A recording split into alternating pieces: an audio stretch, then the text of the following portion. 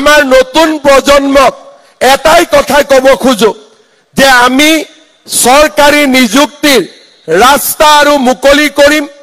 আজি যদি 1 লাখ চাকৰি দিছো অহাবাৰ আমি 2 লাখ চাকৰি দিম আমি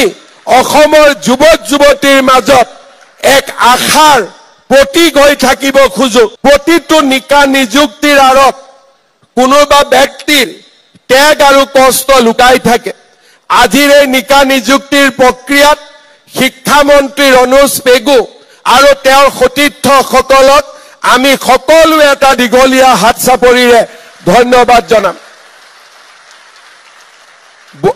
আমাৰ নিযুক্তি প্ৰক্ৰিয়াত শিক্ষা বিভাগৰ প্ৰতিগৰাকী বিষয়াই যোৱা এবছৰ যি ধৰণে আমি ইয়াক পৰিচালনা কৰিছো এটাও যাতে অভিযোগ নাথাকে প্ৰাথমিকত যাতে পিজি জিটিৰ টিচাৰসকল এলপিএমইৰ পোষ্ট নলয় গ্ৰেজুৱেট টিচাৰে পোষ্ট গ্ৰেজুৱেটৰ পোষ্ট নলয় কতো যাতে অভাৰলেপিং নহয় প্ৰত্যেকটো পদক্ষেপত আমি লাহে লাহে খোজ কাঢ়িছিলো যাতে আমি ম্যাক্সিমাম যুৱক যুৱতীক নিযুক্তি দিব পাৰো এটা কথাৰে মই সামৰণি মাৰিম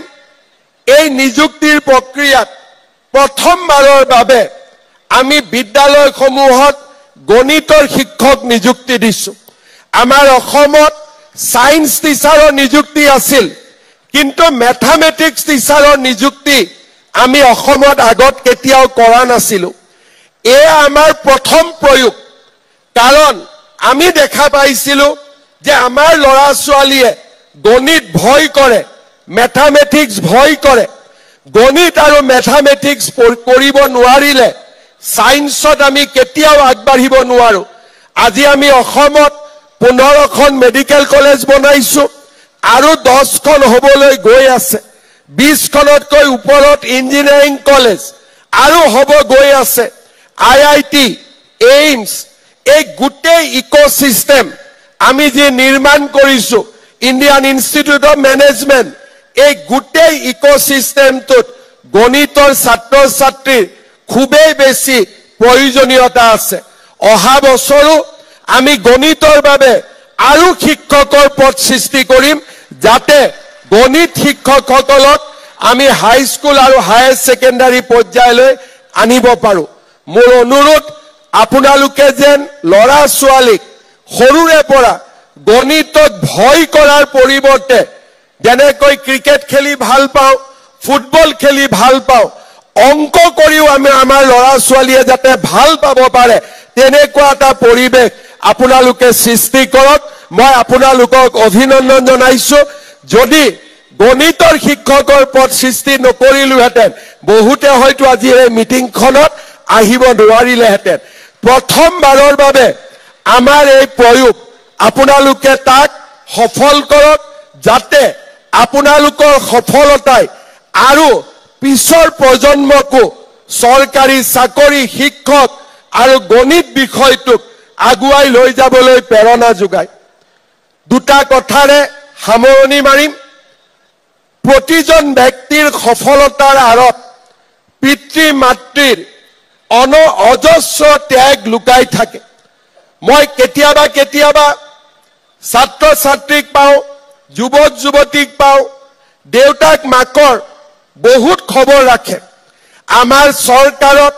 বছৰি আমি 3 দিন বন্ধ দিওঁ পিতৃ মাতৃ বন্দনা বুলি কওঁ যে ল'ৰা ছোৱালীয়ে দেউতাক মাকক কৰবাত ফুৰাবৰ কাৰণে লৈ যাব কোনোবা কাশী বৃন্দাবন অযোধ্যা বটদ্ৰৱা য'ত যেনেকে ভাল পায় লৈ যাব কাৰণ আমি এখন আদৰ্শ সমাজৰ সপোন দেখো য'ত এজনো পিতৃ মাতৃয়ে সন্তানে মুখ নাচালে বুলি আক্ষেপ কৰিবলগীয়া নহয় কোনেও আমাৰ পৰা একো নিবিচাৰে কিন্তু মোৰ সম্পূৰ্ণ জীৱন মোৰ পিতৃ মাতৃৰ আশীৰ্বাদৰ কাৰণে আৰু সেই পিতৃ মাতৃক আমি সেৱা কৰা আমাৰ জীৱনৰ আটাইতকৈ পুণ্যৰ কাম মই আপোনালোকক অনুৰোধ কৰিম কোনেও যেন পিতৃ মাতৃক কেতিয়াও অৱমাননা নকৰে পিতৃ মাতৃৰ মৰম আৰু আশীৰ্বাদ আপোনালোকৰ শিৰত সদায় যাতে থাকে তাৰ বাবে আপোনালোকে পিতৃ মাতৃক যি ধৰণে যেনেকৈ পাৰে, বহুতক টকা পইচা নালাগে, মৰমৰ মাত এষাৰ লাগে, কাৰোবাক সহায় লাগে, আমি মুখ্যমন্ত্ৰীৰ লোকসেৱা আৰোগ্য যোজনা আনিছো। আপোনালোকে নাম লগে লগে অন্তৰ্ভুক্ত কৰিব, কাৰণ লোকসেৱা আৰোগ্য যোজনাত আমি নিজৰ লগতে পিতৃ মাতৃৰো মেডিকেল ট্ৰিটমেণ্টৰ খৰচ আমি সম্পূৰ্ণৰূপে বহন কৰোঁ। আপোনালোকে খুব সোনকালে আজি যেতিয়া আপোনালোকে যাব, আপোনালোকৰ ষ্টেট বেংকৰ বা আন 4-5টা বেংকত আমি দৰমহা দিওঁ, কাৰেণ্ট একাউণ্ট ছেভিংছ একাউণ্টত চেলাৰী একাউণ্টলৈকে কনভাৰ্ট কৰাব। ট্ৰেজাৰী অফিচাৰৰ লগত DDOৰ লগত কথা পাতিব যে মোৰ বেংক একাউণ্টটো চেলাৰী একাউণ্টলৈকে ট্ৰান্সফাৰ কৰি দিয়ক, কাৰণ চেলাৰী একাউণ্ট হৈ গ'লে তাত এটকাও নিদিয়াকৈ বীমাৰ দ্বাৰা আপোনালোকে বীমাৰ সুৰক্ষা চক্ৰৰ ভিতৰত আহিব। যোৱাকালি আপোনালোকে দেখিছে যে কি ধৰণে চৰকাৰী কৰ্মচাৰীসকলক আমি 1 কোটিকৈ টকা বীমা আমি দিবৰ কাৰণে সক্ষম হৈছো। এই গোটেই কামবিলাক কৰিব, কিন্তু দেউতা মাক নাপাহৰিব। দেউতা মাক সদায় নিজৰ অন্তৰত জীয়াই ৰাখিব। আপোনালোকে কৃতিত্ব বহুত আগলৈকে যাব, হেজাৰ বাধা আঁতৰি যাব।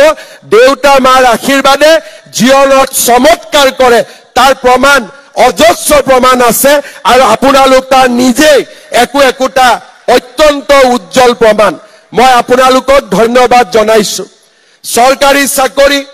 কোনোবা এখন জিলাত নহলে এখন জিলাত হ'ব, মনটো লাগি থাকিব, ট্ৰেন্সফাৰ কৰক। মানুহৰ সহজাত প্ৰবৃত্তি। কিন্তু এইকেইটা দিন ৰণোজ পেগুৱে ইলেকশ্যন খেলিব লাগিব। এপ্ৰিল মেলৈকে ট্ৰেন্সফাৰৰ কাৰণে কোনেও যুঁজ বাগৰ নকৰিব, কাৰণ তেওঁ ইলেকশ্যন খেলিব লাগিব, নহলে ট্ৰেন্সফাৰ পোষ্টিঙতে যাবগৈ, তেওঁ আৰু দ্বিতীয়বাৰ MLA হৈ ঘূৰি আহিব নোৱাৰিব। তৃতীয়তে আপোনালোকক মই অনুৰোধ কৰিম, স্কুলৰ কলেজৰ পৰিৱেশৰ লগত খাপ খুৱাই যোনে যেনেকে পাৰে সকলোৱে, 10 জনে কৰা নাই মই অকলে কৰিম, কোনো কথা নাই। 10 জনে সমাজ পৰিৱৰ্তন নকৰে, এজনে সমাজ পৰিৱৰ্তন কৰে। মহাত্মা গান্ধী এজনে আছিলে, লোকপ্ৰিয় গোপীনাথ বৰদলৈ এজনে আছিলে, নেতাজী সুভাষ চন্দ্ৰ বসু এজনে আছিল। মহাত্মা গান্ধীয়ে চোৱা নাছিল মোৰ লগত 10 জন আছে নে নাই, গোপীনাথ বৰদলৈ চোৱা নাছিল মোৰ লগত 10 জন আছিলে নাই। যেতিয়া মই নিজে চৰৈবতী এই মনোভাৱেৰে যেতিয়া মই আগুৱাই যাম, মোৰ আগত আৰু পিছত কোন আছে সি জৰুৰী নহয়, মই স্থিতপ্ৰজ্ঞৰ দৰে মানৱ সম্পদ সৃষ্টিৰ কামত